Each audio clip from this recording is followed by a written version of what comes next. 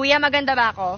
Manalangin tayo sa Diyos, hindi titino ang Pilipinas hanggang hindi marunong manalangin ang mga Pilipino. Mataba ako, oo, alam ko. Pero excuse me, kaya ko rin magpapayat. Wala lang ako sa mood. Ay, hala, ang taba na niya. Hindi na yan maganda.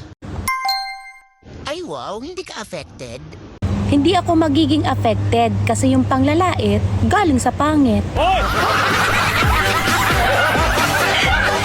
Anong nagpapatibok ng puso mo? Yung pera, te! Pera ang nagpapatibok ng puso ko. Kailangan ko ng pera. Pera ang kailangan ko ngayon.